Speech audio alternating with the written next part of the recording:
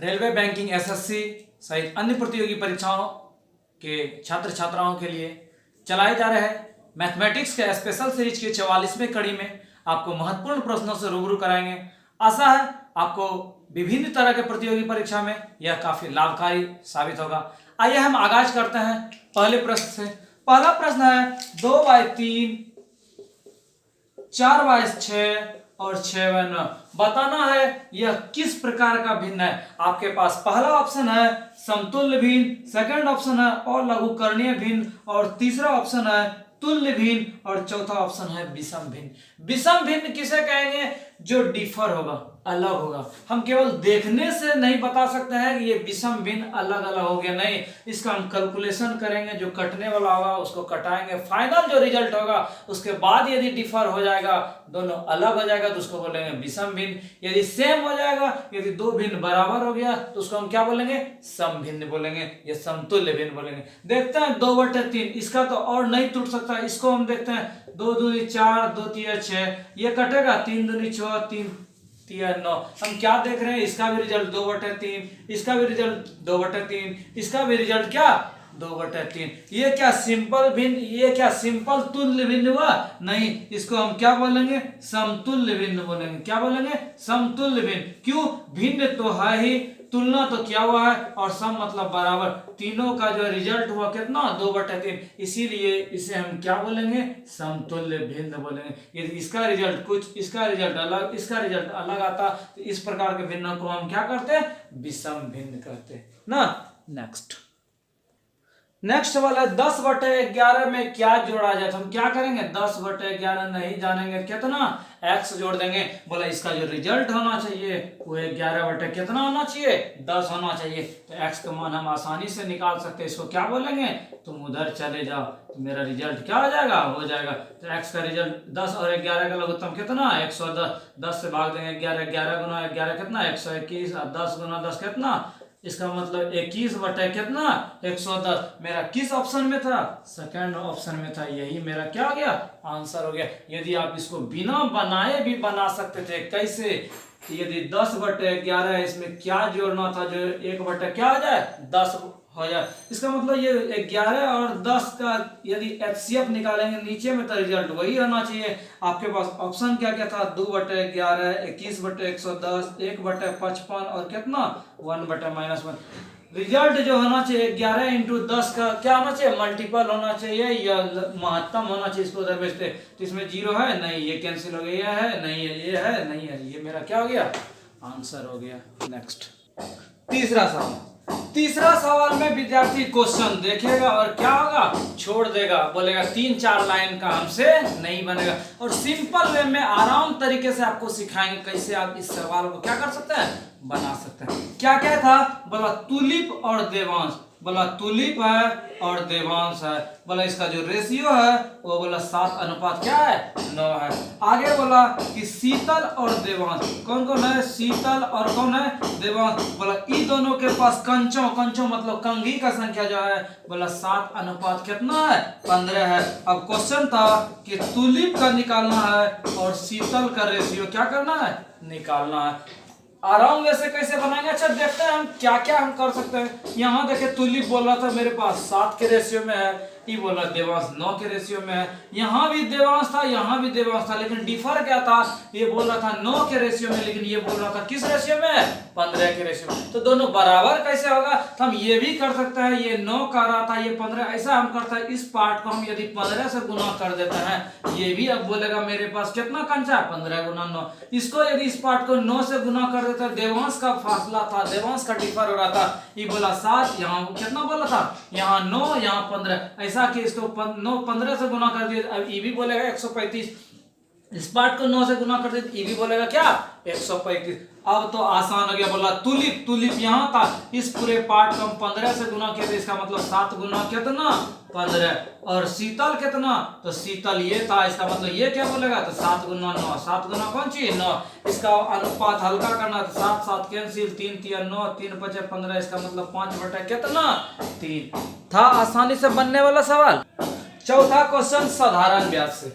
साधारण ब्याज से क्या है? तो बोला 8% साधारण वार्षिक ब्याज की दर से। इसका मतलब दर कितना? 8%। बोला कोई राशि 3 वर्ष 3 माह 3 वर्ष 3 माह ये मेरा टाइम दिया हुआ था, मतलब कौन सी समय। बोला पैसा बढ़ के 819 रुपया आ जाता है। जितना अमाउंट हम लगाए वो बढ़ के यदि हो जा रहा है तो वो मेरा क्या हो गया, मिश्र धन हो गया। अब क्वेश्चन का कहना था मूलधन क्या कीजिए, निकालिए।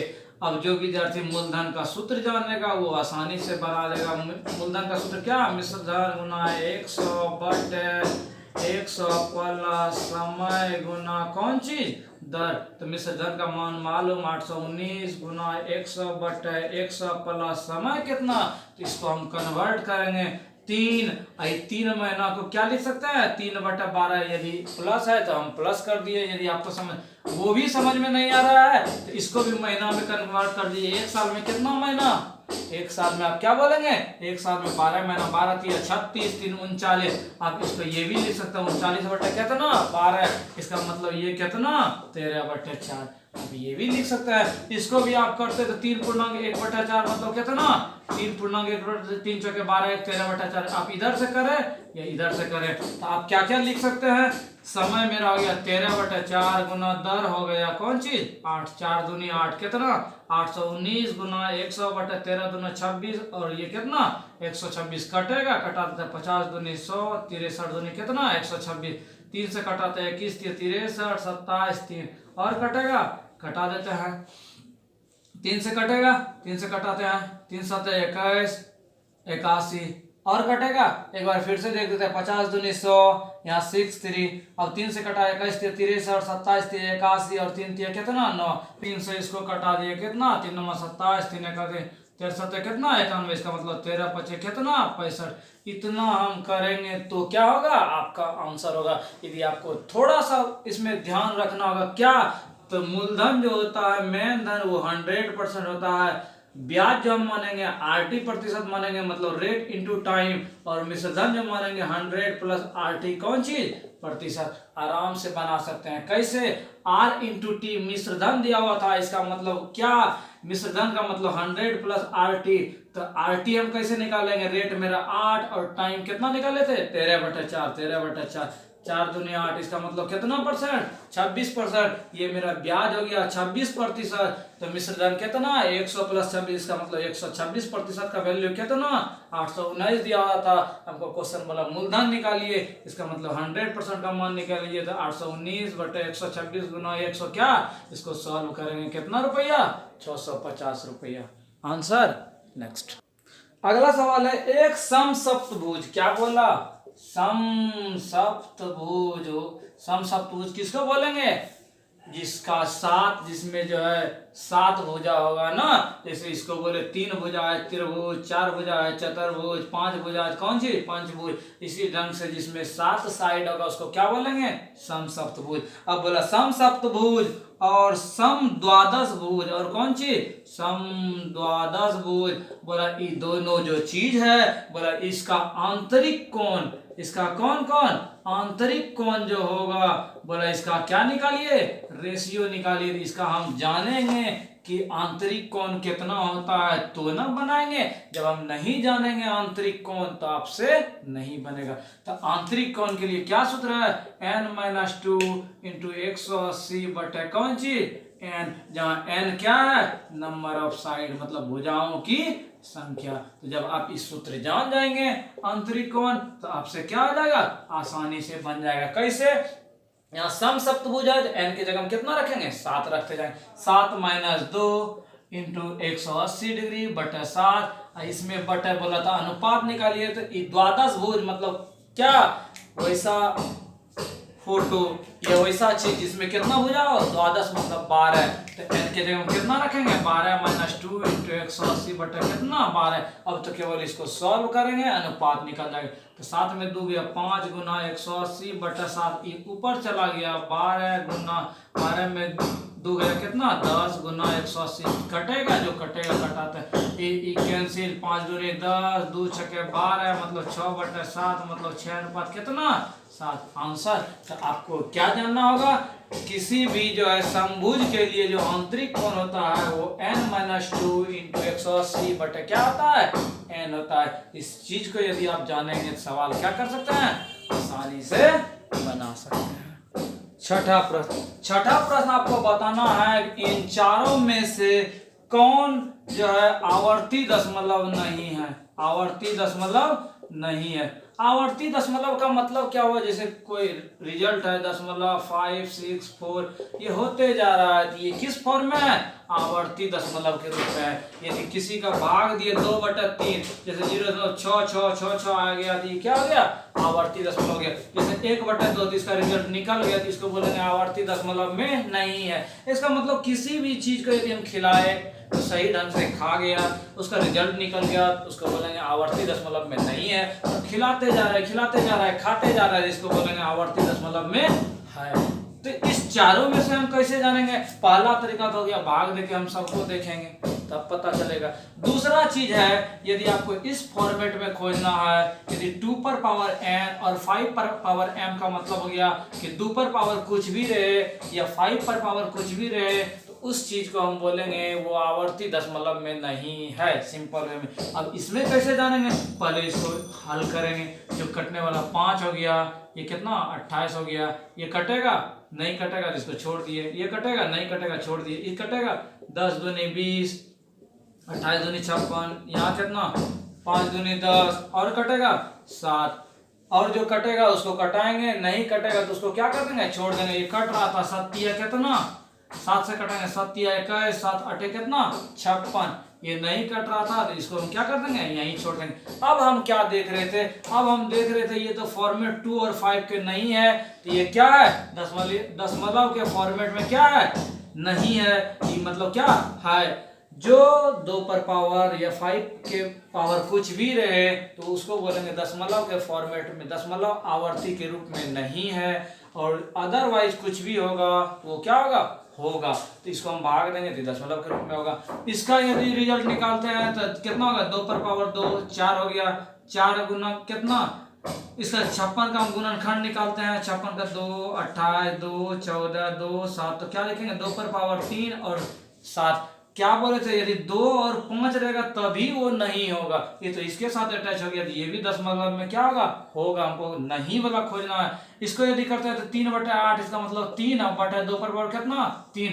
हर को देखना, यदि हर जो है 2 पर पावर कुछ भी रहे, 2 3 4 और 5 पर पावर कुछ भी रहे, इसका मतलब ये भी रहेगा अकेला तो काम चलेगा, ये भी रहेगा तो अकेला रहेगा, यदि दोनों कंबाइंड भी रहेगा तो काम चलेगा, तब उसको बोलेंगे वो आवर्ती दशमलव में नहीं है। यदि अदरवाइज कुछ भी रहेगा तो उसको बोलेंगे आवर्ती दशमलव में क्या है। तो यही मेरा क्या हो गया, आंसर हो गया। नेक्स्ट सवाल है, साई किसी काम को 17 दिन में, साई कितना दिन में 17 दिन में करता है, जबकि बिंदु बी से लिख दिए, बिंदु कितना दिन में 51 दिन में। अब कंडीशन बोला साई पहला दिन करता है, ये फर्स्ट दिन करता है, उसके बाद ये सेकेंड दिन करता है, इसका मतलब अल्टरनेट हो रहा है, ये पहला दिन ये दूसरा दिन, ये तीसरा दिन ये चौथा दिन, ये पांचवा दिन ये छठा दिन। हम टाइम एंड वर्क के प्रॉब्लम में इस ढंग का एक सवाल नहीं, कम से कम 8-10 सवाल बताए हुए हैं, आप क्या कर सकते हैं, प्ले लिस्ट में देख सकते हैं। तो कैसे हम बनाएंगे, ये दोनों का स्पेशल मेथड से क्या निकालते हैं, लघुत्तम निकाल दिए, इससे हम इसका इफिशियंसी निकालते हैं।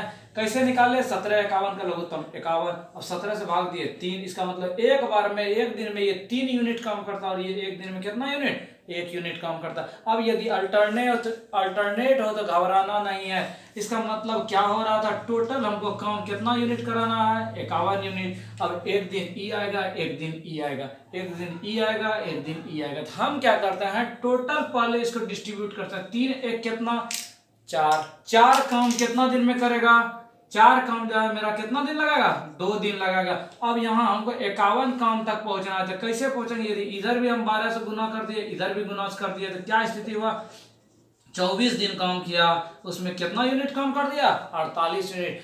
48 यूनिट तक जब फंडा हो गया, तो इसके बाद यहाँ तक पहुंचा, इसके घर जाएगा, ये बोलेगा आइए हम आपका काम कर देंगे, तो इसका कैपेसिटी है एक दिन में कितना यूनिट, 3 यूनिट। जब 48 यूनिट काम कर दिया, हमको 51 करना है, कितना और चाहिए 3, तो एक के दिन में ये काम क्या कर देगा, फिनिश। जब 24 दिन यहाँ हुआ था, एक दिन और जोड़ देंगे तो कितना दिन, 25 दिन। यही आपका क्या हो गया, आंसर हो गया।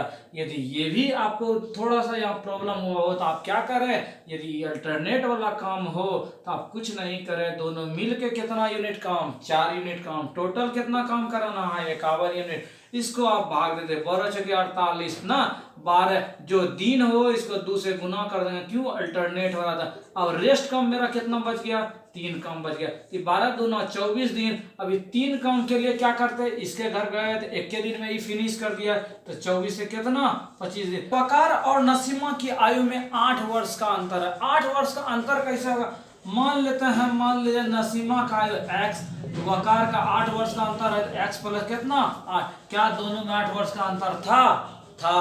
अब बोला 30 साल पहले इनका विवाह हुआ था, तो वकार की उम्र का 30 साल, अच्छा 30 साल पहले का बात क्या होगा, 30 साल पहले नसीमा जो है x माइनस 30 साल की थी, और वकार कितना साल का, x प्लस 8 माइनस 30, यही 30 साल पहले ना शादी हुआ था।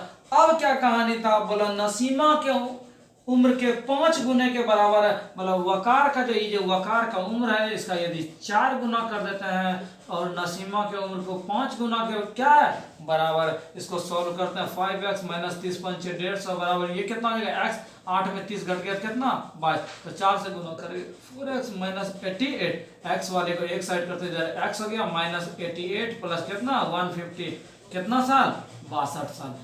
अब क्या कहानी था, अब बोला कि उनकी वर्तमान आयु का योग, वर्तमान आयु यही माने थे, एक x का वैल्यू कितना 62 और x प्लस 8 मतलब 62 कितना 70, तो 62 और 70 को जोड़ देंगे कितना 132 साल, यही आपका क्या हो गया आंसर हो गया।